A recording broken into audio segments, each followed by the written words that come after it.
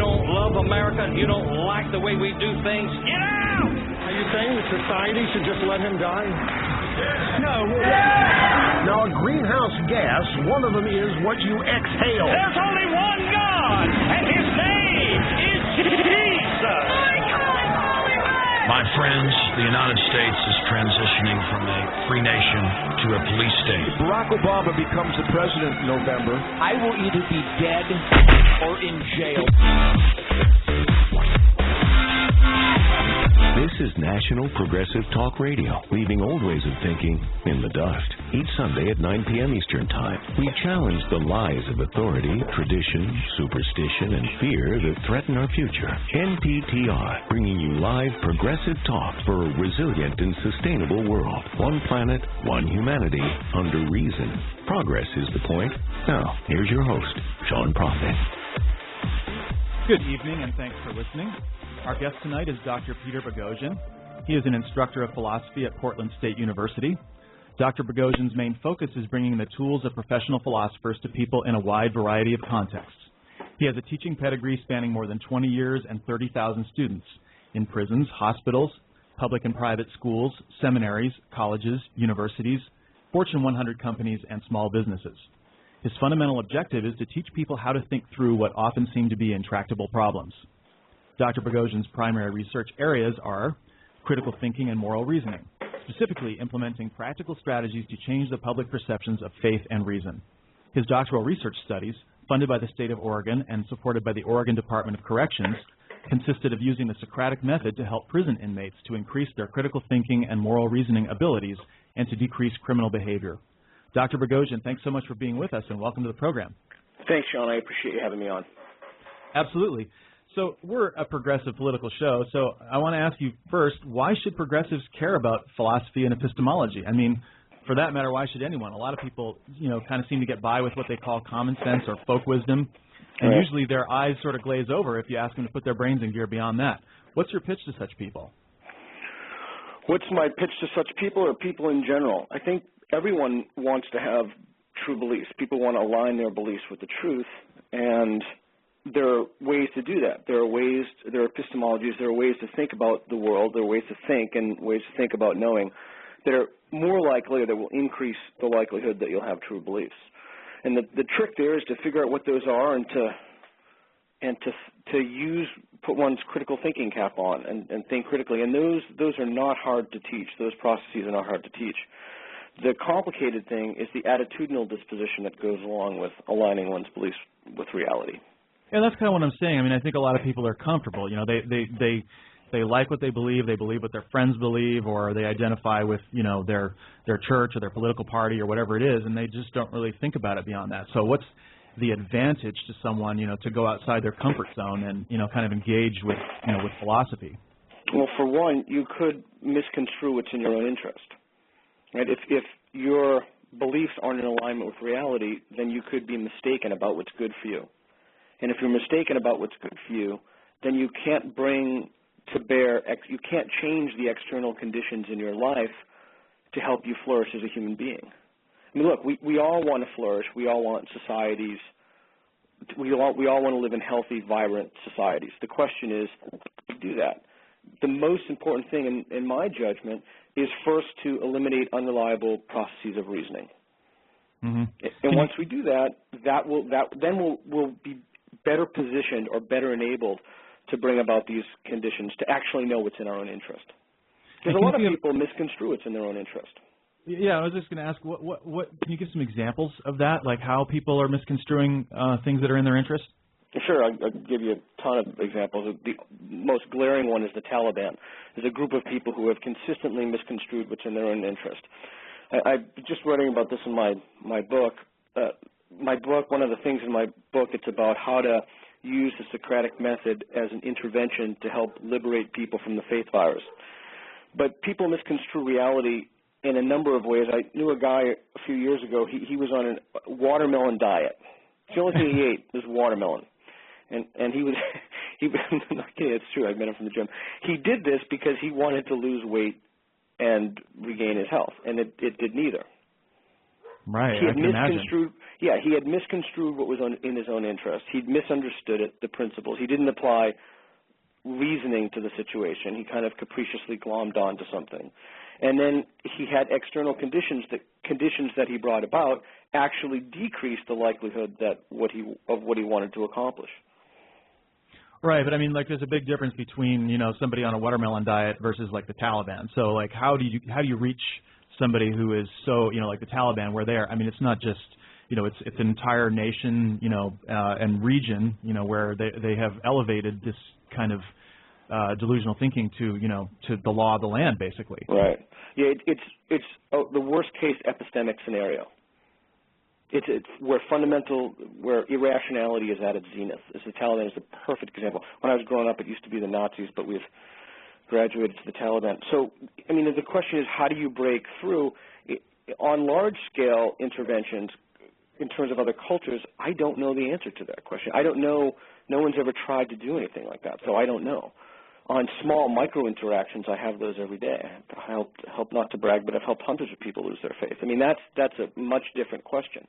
Yeah. But the large-scale question in terms of nation-states, I don't know. I mean, you know, have the UN and places who want to push anti-blasphemy laws, and this is a huge problem.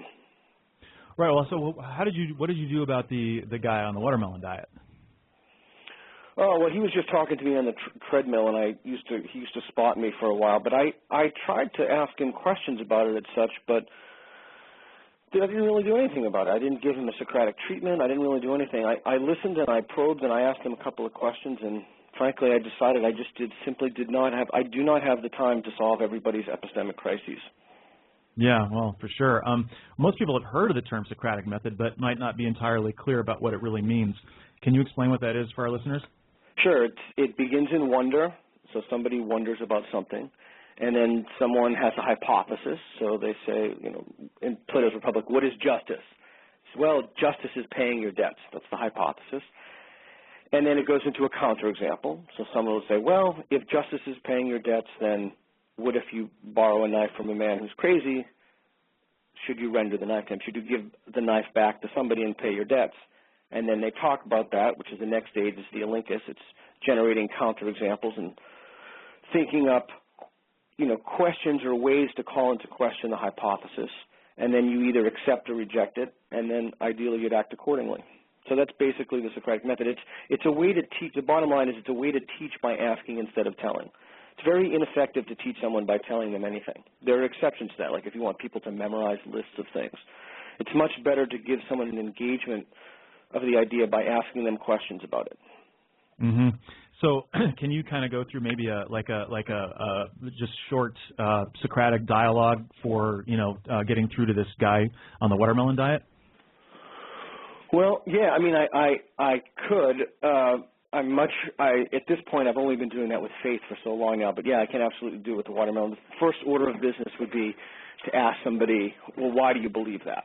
So that's an epistemological question. What is your evidence for that belief? And the key to do this is difficult to explain to you, but the key to do this is you have to be open to the possibility that there's something true in the watermelon diet. If you're not genuinely open to that possibility, this treatment modality will not work, in my opinion. Mm-hmm. So yeah, I mean, you could think, well, all right, it's certainly, it's going to provide less calories than maybe some other diets. So you could say that.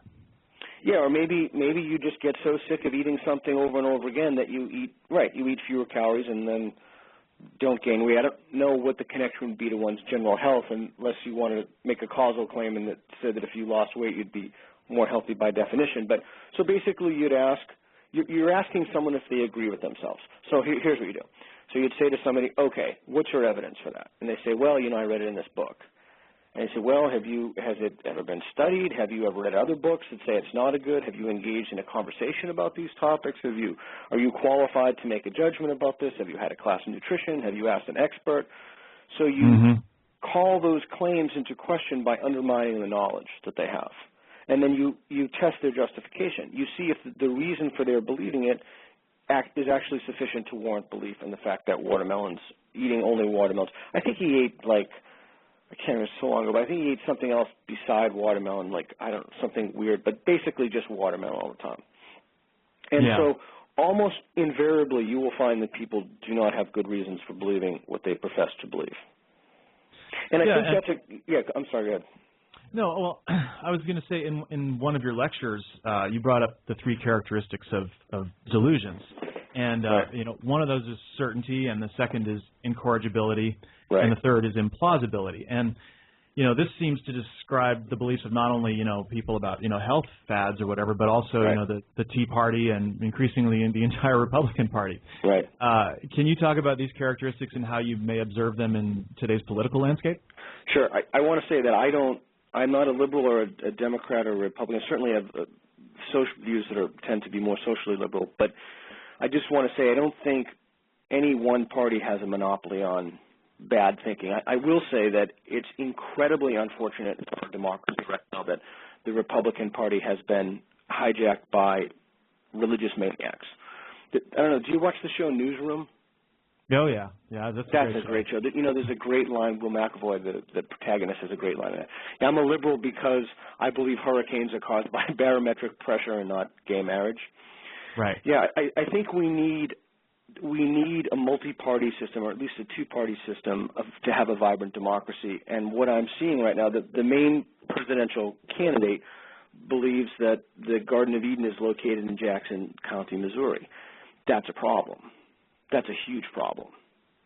Yeah, it's a real problem. It's not just that. I mean, it's, if you've seen any of these birther videos or videos of, various rallies where people are talking about, our president, in various ways and saying things about him that are most certainly delusional thinking, and they just, that's something, That's actually super interesting to me because do you remember he went to a church that everybody said, it's a hardcore, this guy is just, crazy, et cetera, he's some kind of black extremist, and all of a sudden it goes from that to him being a Muslim. Right.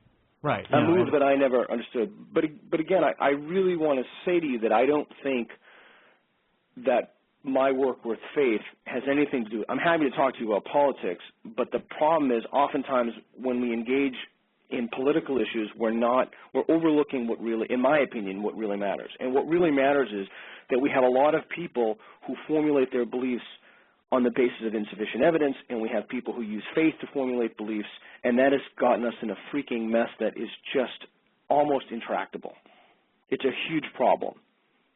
Well, right, and I mean, I know it's certainly fair to say that all parties are subject to their delusions, but in our landscape today, I mean, you see people who are the ones who are the global warming deniers who think that hurricanes are caused by gay marriage and things like that. That is faith-based, which is just absolutely unbelievable, like truly beyond the pale, and that should ring alarm bells to people. It's really interesting to me. You brought up global warming. It's really interesting to me.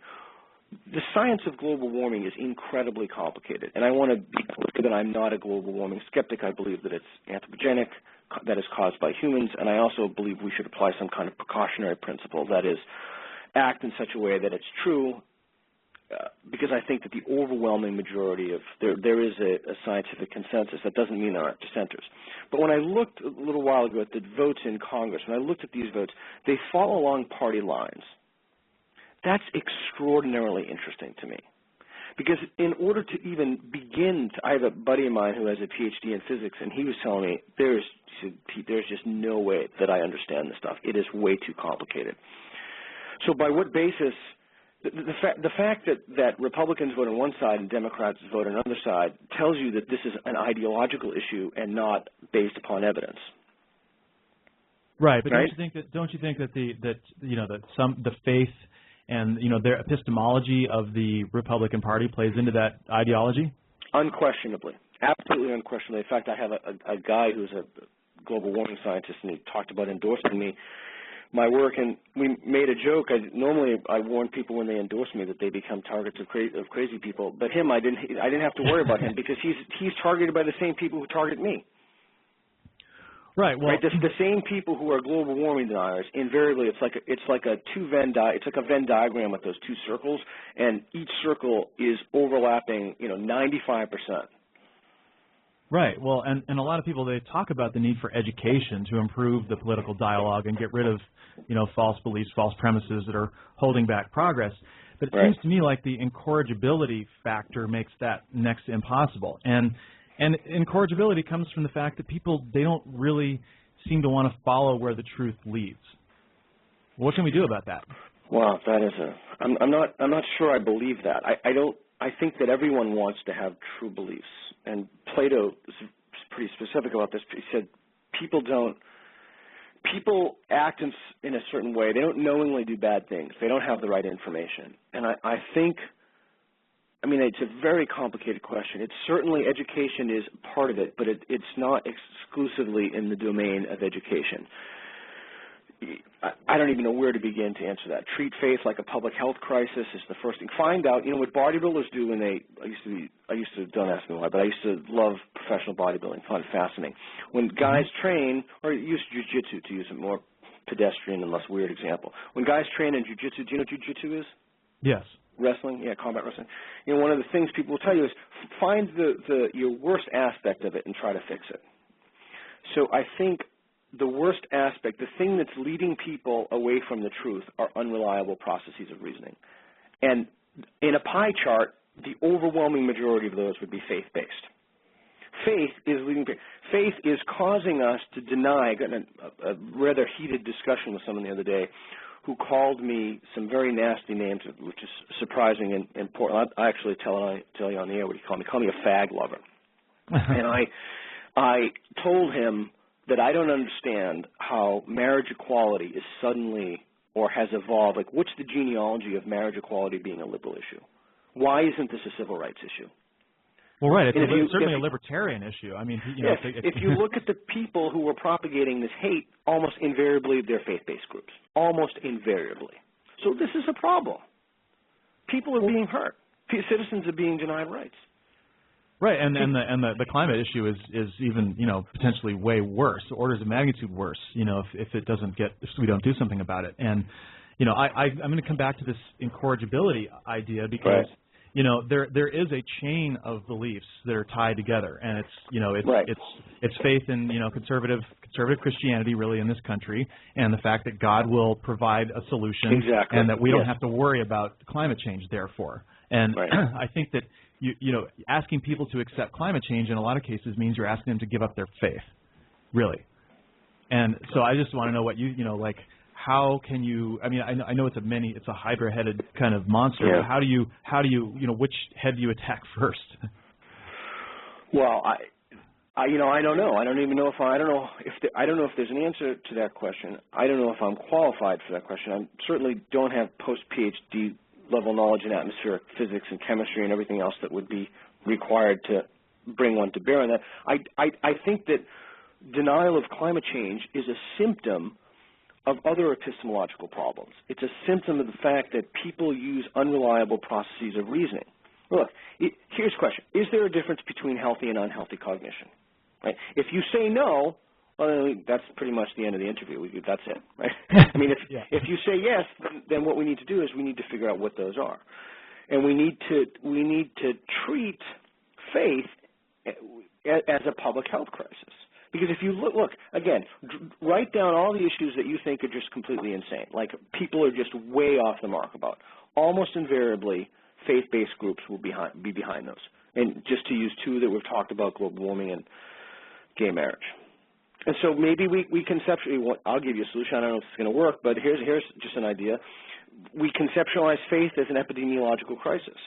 And we think, well, the body is exposed to toxins, so the mind is exposed to toxins. And, public health policies identify diseases and hazards, right, and they stop them from spreading. Well, we do the same thing to faith. We go into houses of worship, educational systems, and we propagate, any place that propagates a failed epistemology, we clean these places up. We detox them.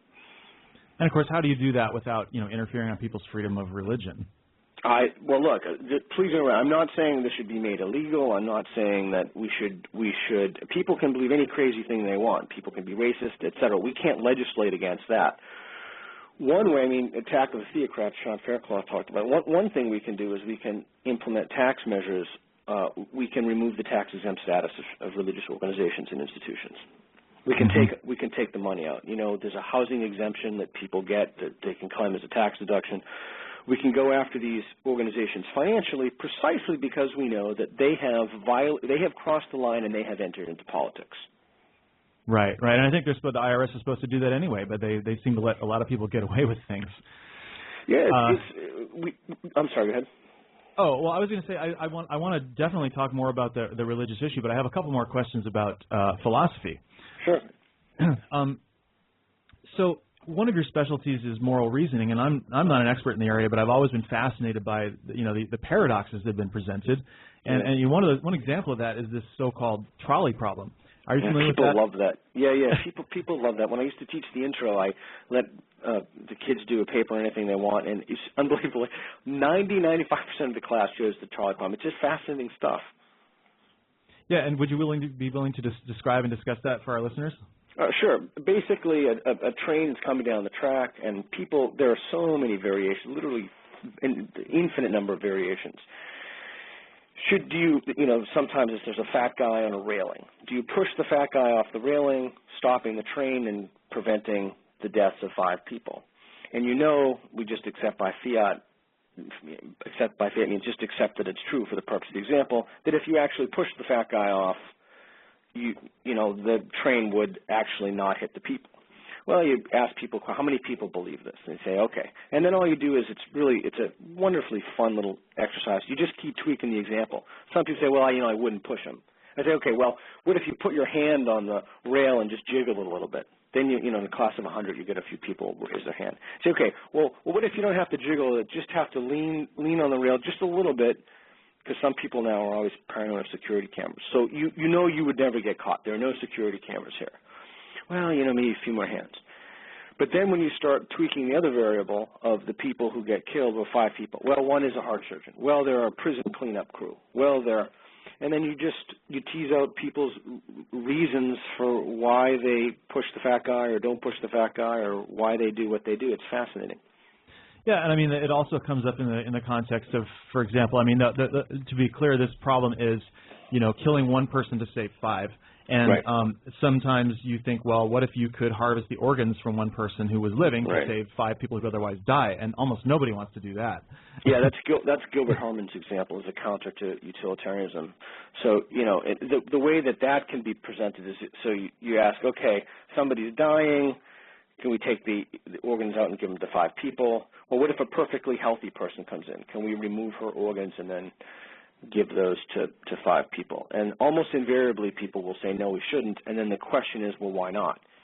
Is it right. because you don't have this reasoning to begin with? Like, if you actually reasoned like a utilitarian, if you say, well, I act in such a way as the greatest good for the greatest number, would this just seem totally cool to you? Or should, just do this and then go eat breakfast? Or is something else there? Are we just, oftentimes we have moral beliefs that we're not comfortable with. Should we be comfortable with all of our moral beliefs or not? And do they all have to be compatible, I think, is the other question. Yeah, well, what do you mean?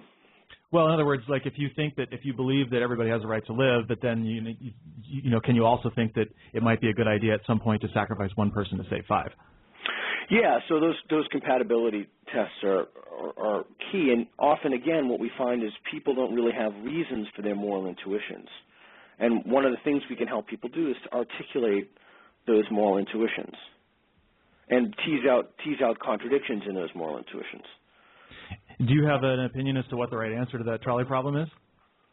No, I don't know. I mean, it would depend on all the variables. It would depend. You mean like, look, if you asked me that question before I had a wife and kids, the answer would probably be different, right? So I can't do anything to jeopardize myself or put myself in danger because I have other people I have to look out for in my life right now. So it just depends. The answer really is very contextual. I don't know if there's a right answer. Here's what I do know. I do know that there are better ways to ask the question, and I do know that when people seriously think through these issues, that you can really help them to articulate their sentiments, things they're feeling, their moral intuitions. So it's really just a thought experiment. It doesn't have an answer. As far as I don't think it has an answer. I mean, there's been some interesting work in neuroscience that I'm not qualified to talk about. When they look at fMRIs and they look at people's brains, and then they literally can grasp, and again, I'm not qualified to speak about this, but there is some interesting literature on that, but I don't really know. I don't know enough about neuroscience to speak intelligently about it. Mm-hmm. Well, would you agree that free will is the basis for our moral agency? Because, I mean, I know it's a really complicated problem, but, you know, is that something you can talk about? Boy, ways to drop complicated sentences in one question. Here's my take on free will. A lot of people are fascinated by free will. Dennett and Harris have written books on free will. Here's my take. I cannot for the life of me figure out why people are so interested in this problem. Let me tell you my take on it. I don't understand why people are interested, because whether or not there is free will does not help people to live better lives. And I think that should be the goal of philosophy. I want to help people live better lives. I want to help people align their beliefs with the truth and reality. And I don't understand how discussions of free will. I'm not saying that we ought not to have those, but it's just something that I find totally uninteresting. But I mean, could the question of free will change, you know, personal responsibility and all that sort of thing, change the legal framework? That's, I think, to me, those are the interesting implications for me. Yeah, I think it would. But again, we don't really know. I mean, really, really smart people have conflicting testimony on this. Maybe this will be solved at a certain point in the technology with brain imaging, et cetera. I don't know. The answer Kurzweil and others think it will, but I don't know. Mm-hmm. But I just don't find those discussions to be as productive, because I don't think that they do the intellectual work necessary to help people. I mean, to me, again, philosophy is a vehicle to help people. Right. Well, that makes a lot of sense. Well, speaking of Sam Harris, he wrote this ebook on lying. Have you read that? No, I have not read it yet. Oh, interesting. Well, it's on my summer reading list, though. Yeah, he has a really radical approach to truth telling, and you know, I kind of, in one sense, I agree with his idea. I mean, I think it always is good to get to the truth, but you know, what the truth is differs between people, and you know, their beliefs. You know, there'll be inevitable conflicts of interest. Right. And do you see that there is an advantage to radical truth telling, or?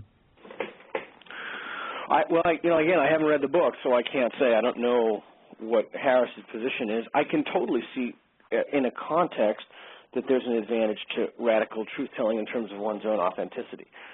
I'm not sure. It just depends on the context in which one lives one's life. My mentor is 95, and he was interned in Buchenwald. His name is Frank Wesley. I think if you would ask him that question, he would have a much different take on it. It depends on the context in which one lives one's life. That's my gut answer. Right, right. My guest is Dr. Peter Boghossian, instructor of philosophy at Portland State University. We'll be right back after this short break. You're listening to National Progressive Talk Radio with Sean Prophet, leaving old ways of thinking in the dust. Tune in Sundays at 9 p.m. Eastern for more all-new live progressive talk. Stream any episode on demand from www.nptr.net or download podcasts from iTunes to listen on the go. Like us on Facebook for show updates and information. Welcome back. I'm speaking with Dr. Peter Boghossian, whose primary research areas are critical thinking and moral reasoning. Dr. Boghossian has a teaching pedigree spanning more than 20 years and 30,000 students in prisons, hospitals, public and private schools, seminaries, colleges, universities, Fortune 100 companies, and small businesses. Peter, I'm really interested in your work in the prison system. Sure. What attracted you to working with prisoners, and were you able to make any progress in that environment? I'm attracted to work with prisoners because I live in a community in which 70% of the people from the local prison are re-released.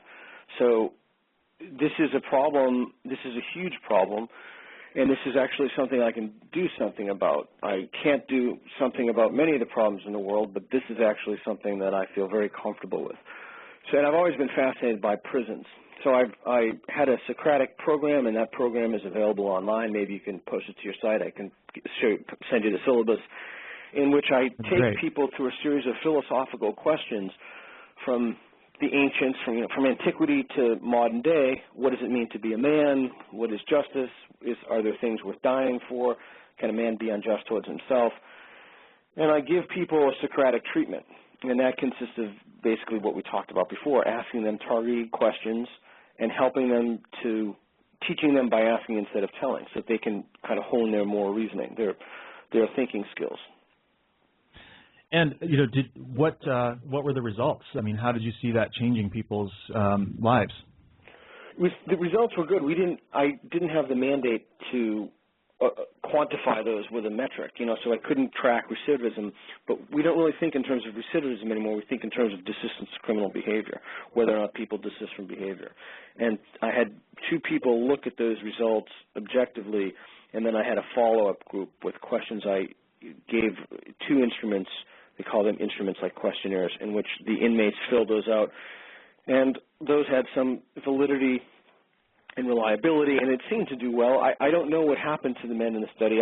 I ran into one of the guys, this place in Oregon, Canton Beach, for a while ago. He gave me a big hug and was very grateful. He owned I probably shouldn't say on the air, but he owned a shop down there. Mm-hmm. And yeah, so I don't know objectively if it helped the men. Like, I don't have the data to give you, but I do have the qualitative data that I can.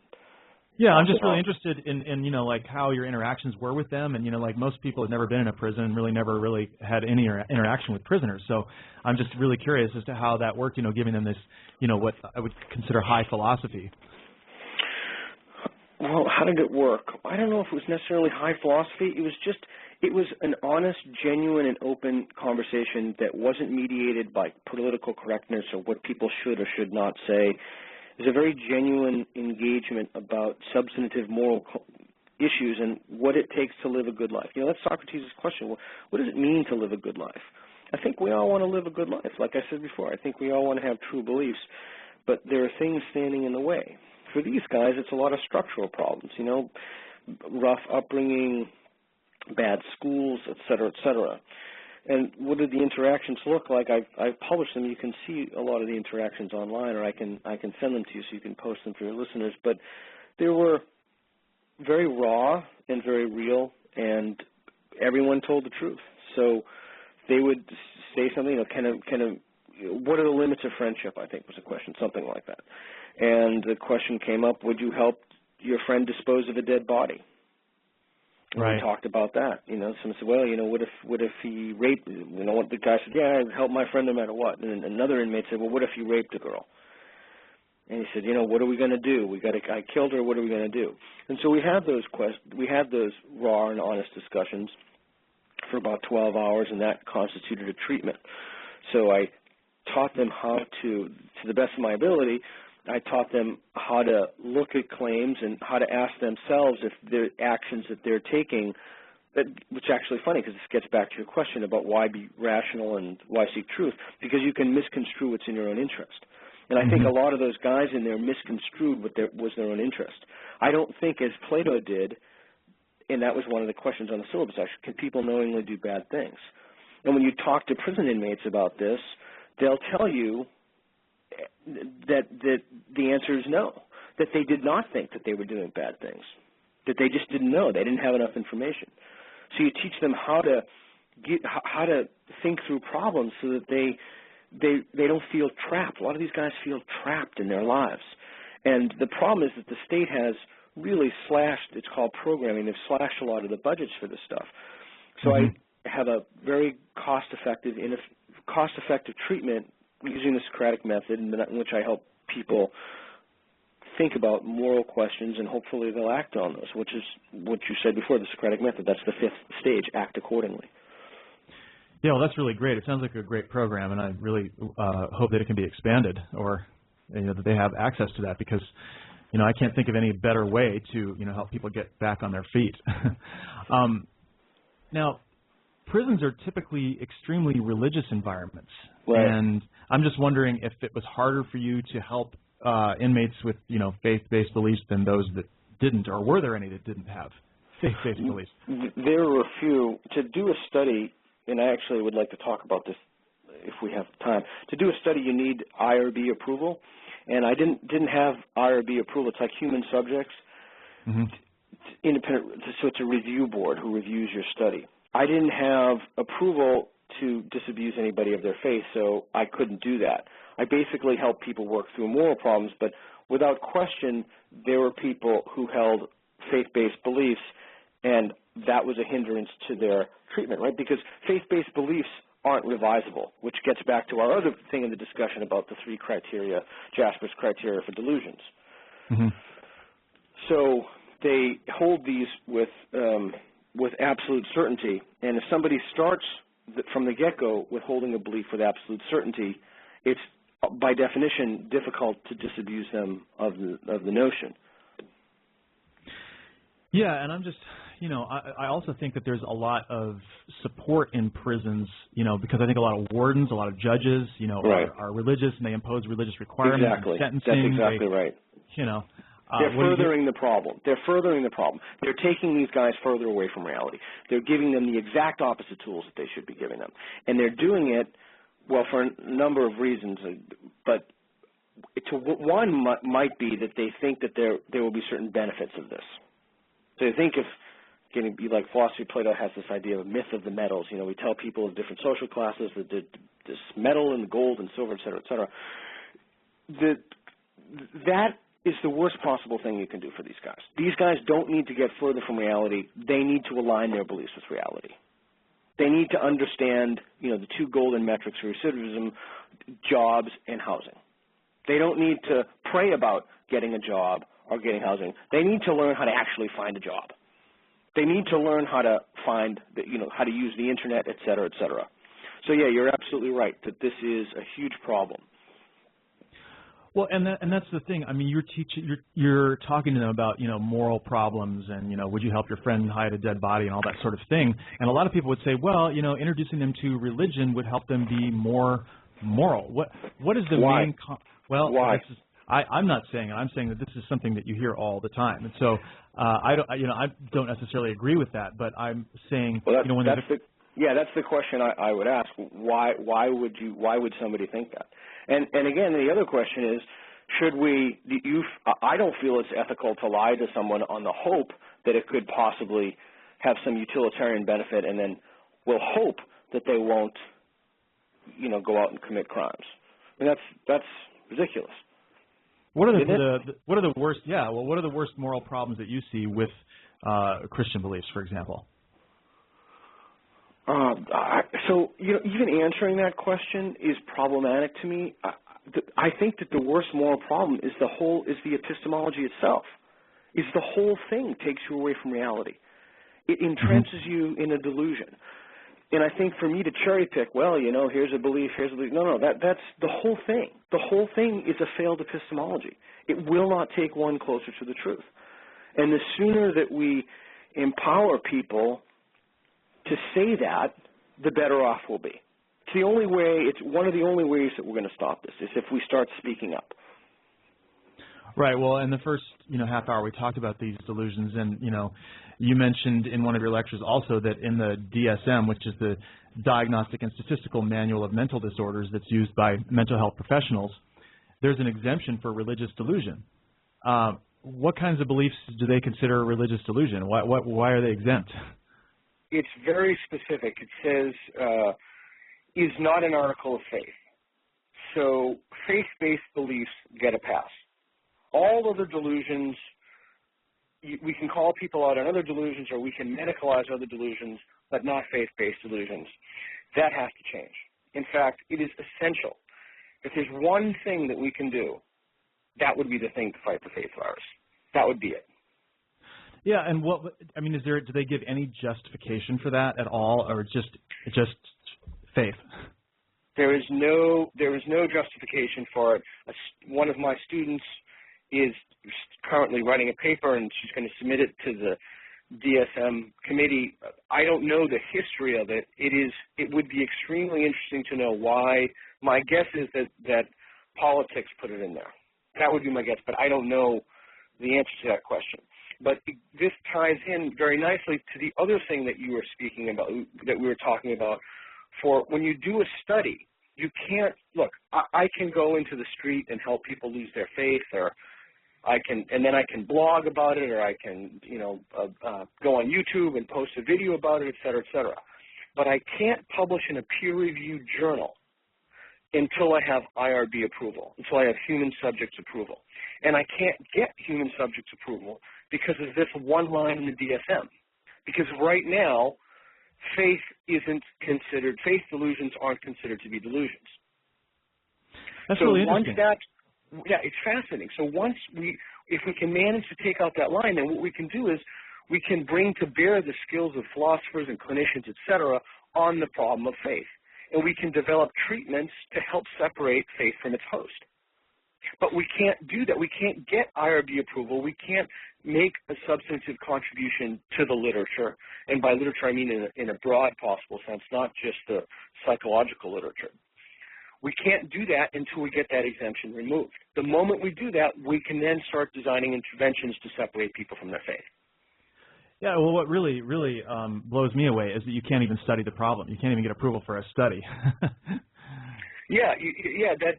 That's a big problem, and it's particularly problematic if you look at it in terms of a failed epistemology in a democracy. So these people are voting.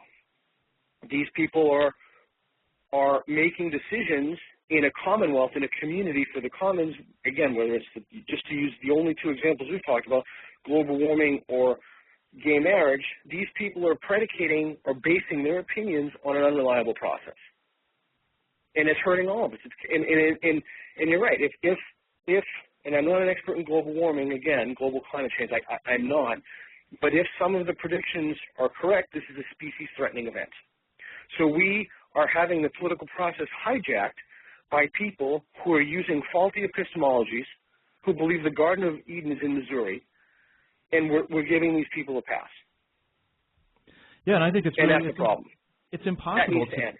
Right, to divorce that from politics. I mean, this is central to our entire democracy, really. And that DSM has been used politically before. I mean, it used to, homosexuality used to be a disorder at a certain time. Exactly. That's exactly correct. And so it's not clear to me, and I said this in the Q&A on my May 6th, when I redefined faith, it's pretending to know things you don't know. It's not clear to me that you can have a private belief. It's not clear to me that somebody can have because someone can have a faith-based belief and hold it privately and not have that bleed through or manifest in their engagement with the world. Oh, it has to be. It has to. I mean, you're going to vote. But what is it? How does it go? Beliefs, desire, intentionality, action, or something like that. Yeah. You're going to act on your beliefs, and so therein is another reason why this is a problem, and that so look, this isn't just one of the run-of-the-mill problems. Global warming, I hate to say forget about global warming because that's not the message I want to give, but look at what is the commonality, the root, the core toxin. What is the problem? Why do people believe these things? What reason, what epistemology are people using to enable them to come to these conclusions? And I use the word enable overly charitably. Well, it's faith. So if you want to solve the problem, you've got to hit the root. You've got to go to the root. You've got to extirpate the root problem, which is faith. That is the problem. You talk about global warming all you want, but as long as you have people running around thinking it's a virtue and then God is going to save them, if global warming is, we can't even get people to think about evolution. And you're talking global warming. I mean, this country is a national disgrace when it comes to evolution, belief in evolution, even that concept of belief in evolution. So we can't even accept the facts of evolution. No, we're up there with warming is I'm sorry, go ahead. We're up there with places in Africa, or like really undeveloped nations in terms of our belief in evolution and things like that. Turkey. Yeah. So I mean, but this offends a lot of people, and I mean, I just can't get past that fact. Is that even talking about, even having this conversation, there's people who would turn this show off right now for some of the things that you and I have said. Look, maybe they should be offended. If a person hates another person on the basis of their race, are you going to say, hey, don't do that, that's uncool, here's why? Are you going to worry about the fact that they're offended? Of course not. I'm just saying that this is the argument that I hear just over and over again. You'll never get anywhere when you tell people that their beliefs are delusional. Well, that's actually true. That's actually why you shouldn't teach people by telling. You should teach them by asking. I never tell people they're delusional.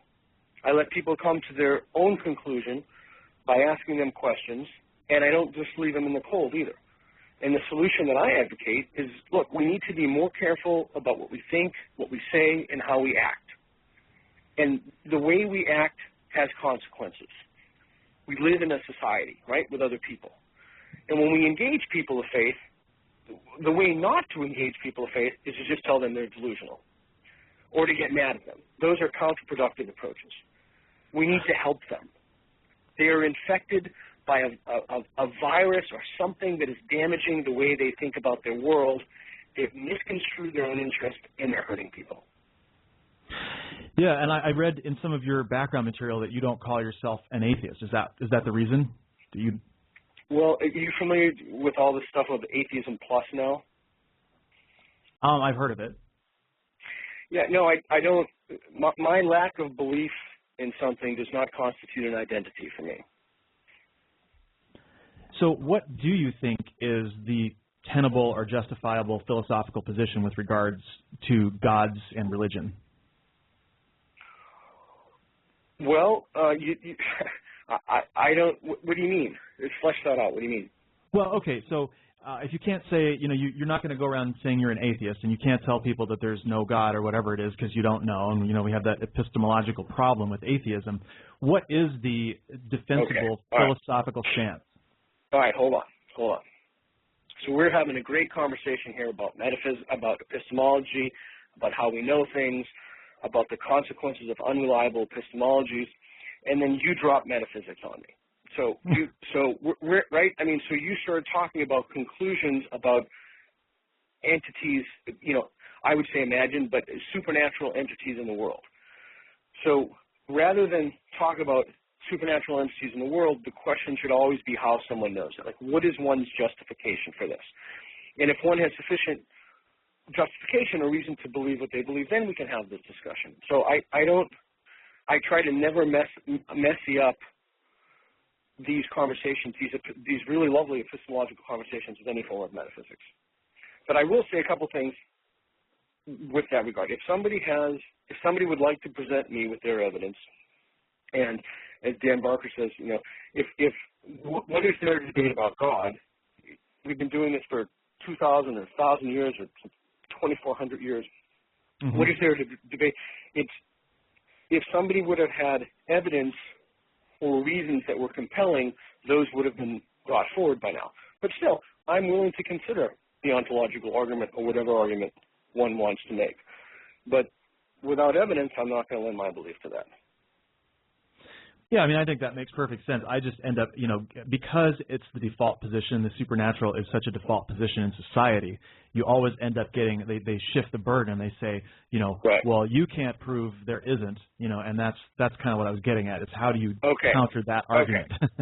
Okay, that's great. That's in my book. Okay, so that's one of the 10 things you hear.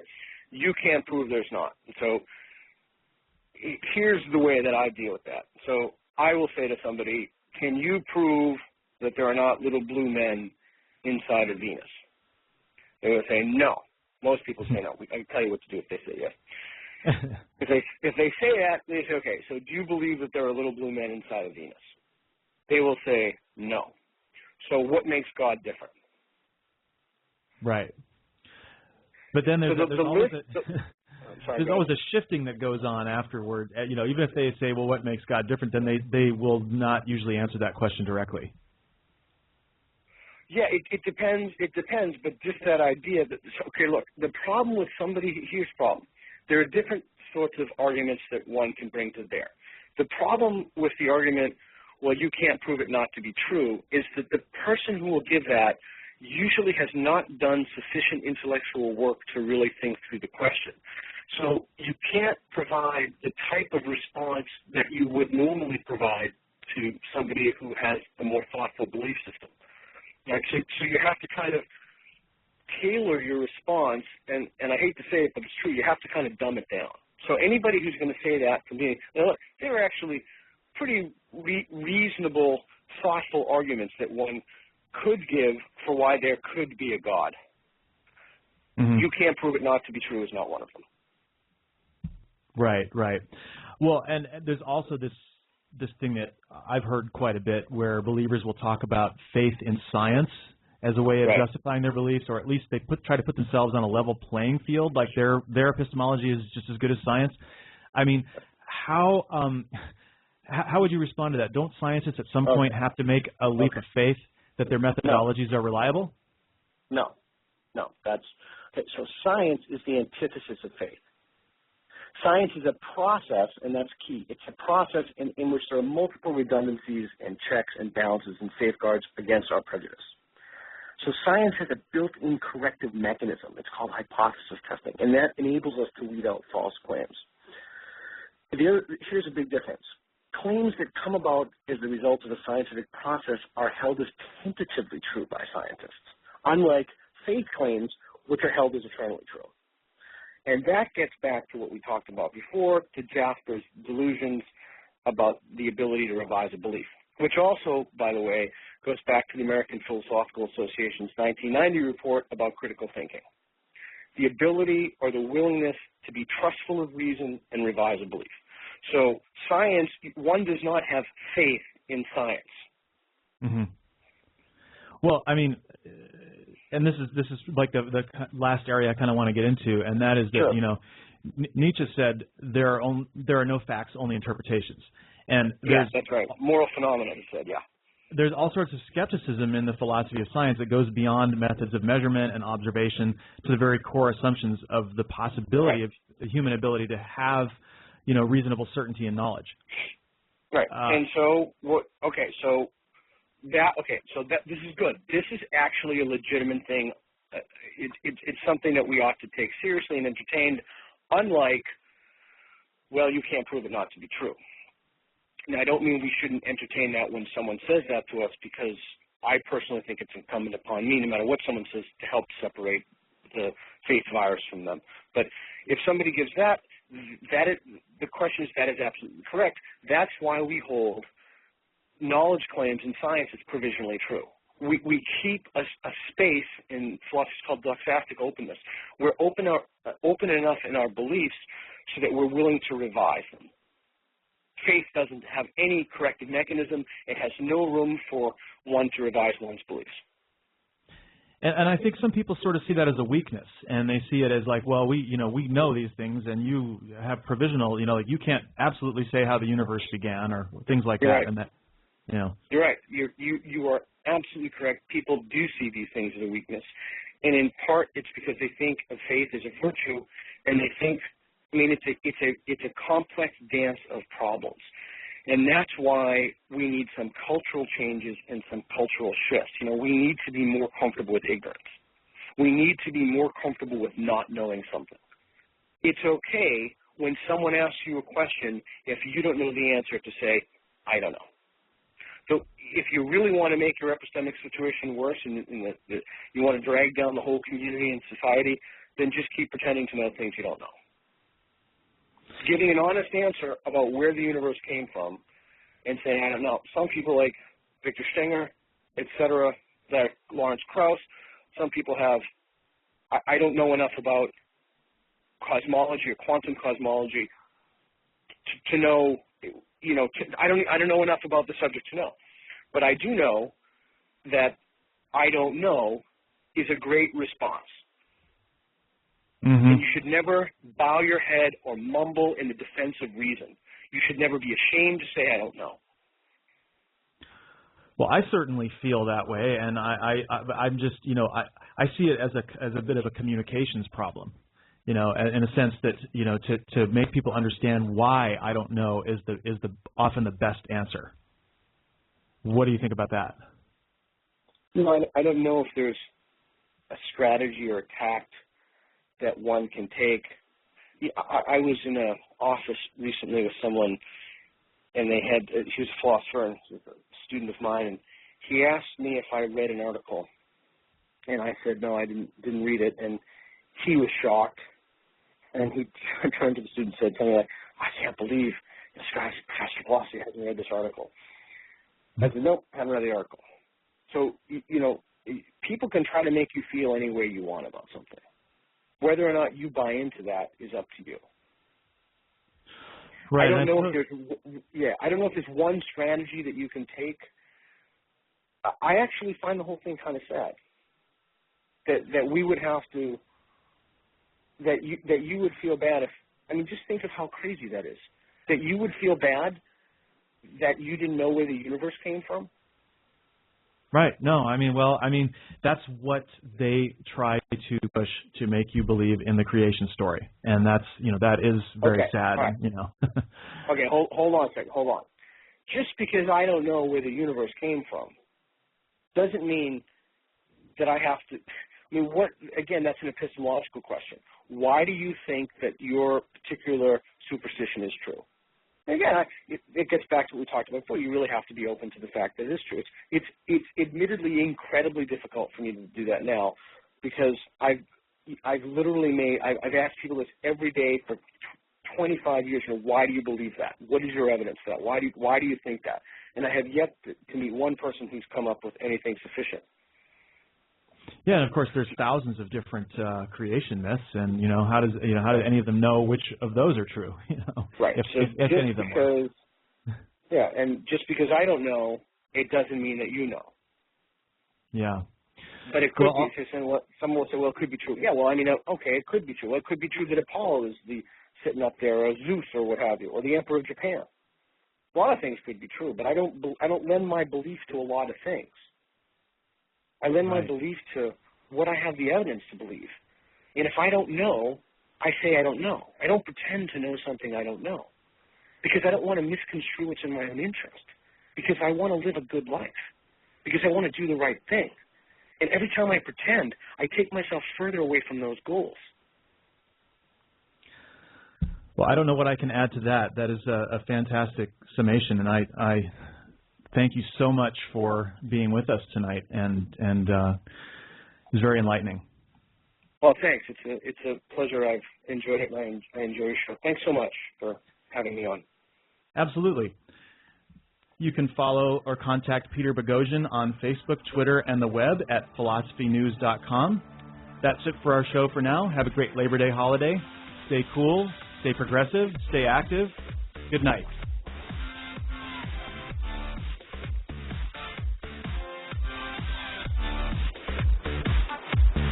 This has been a production of National Progressive Talk Radio with Sean Prophet, leaving old ways of thinking in the dust. Tune in Sundays at 9 p.m. Eastern for more all-new live progressive talk. Stream any episode on demand from www.nptr.net or download podcasts from iTunes to listen on the go. And be sure to write down our call-in number, 347-326-9690, 347-326-9690.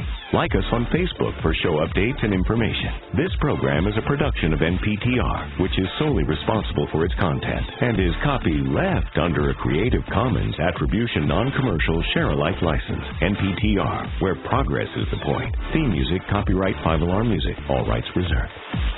We have always held certain beliefs as Americans. We believe that in order to preserve our own freedoms and pursue our own happiness, we can't just think about ourselves. We have to think about the country that made those liberties possible. We have to think about our fellow citizens with whom we share a community. We have to think about what's required to preserve the American dream for future generations. This isn't a Democratic or a Republican idea. It's patriotism.